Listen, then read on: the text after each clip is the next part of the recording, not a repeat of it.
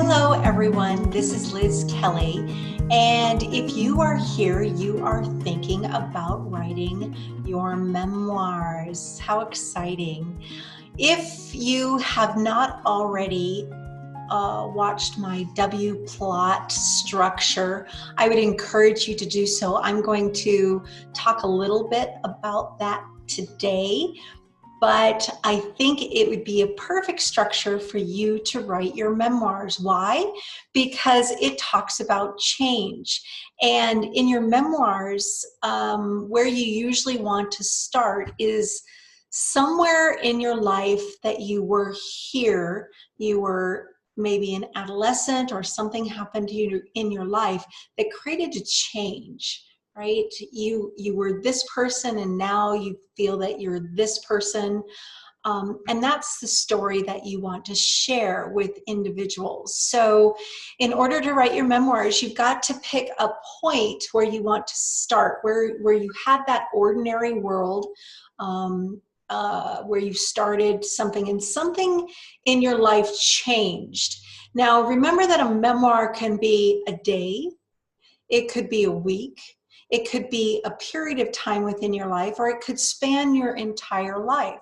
So let's talk about those turning points that will help you write your memoir. And I'm going to hold up sort of the sheet.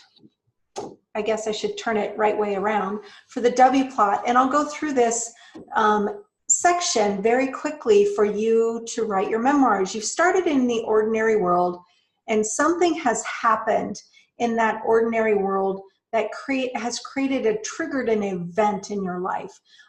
For some, it could have been World War I or World War II. Some, it might have been going to a concert.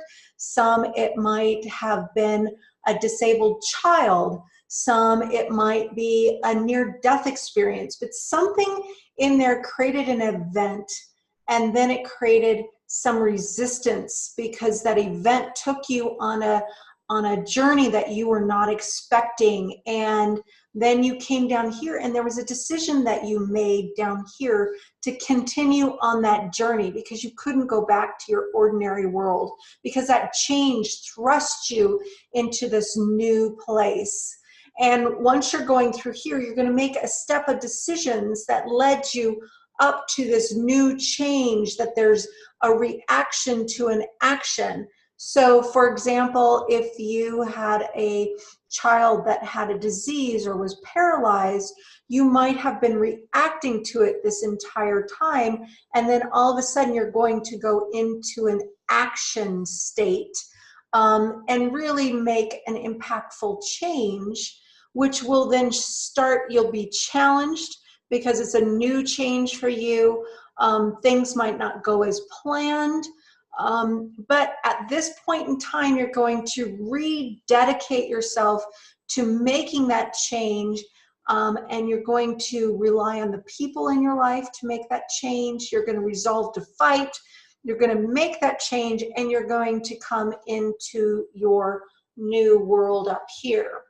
So as you are writing your memoirs, one of the most impactful memoirs that I've read actually do go through this cycle of change, which creates that intriguing emotional drive because the reader will want to know what decisions you've made and what prompted you to make the changes that you've made and what are the things that didn't go right, because we want to know the things that went right, but also the things that didn't go right, and what helped you, propel you to resolve for that change, and then what your new world looks like after that change has been completed. So if you are thinking about writing your memoir, take the W plot sheet and sort of write all of the elements that created this change. If it's hard for you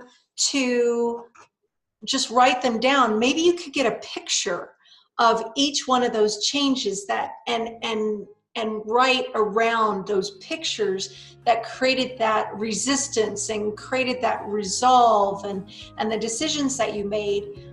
Those pictures might help you come up with your change elements for your book. Anyway, so those points are a method to write your memoirs, and I hope that helped you today get started on writing your book. Talk to you later. Bye-bye.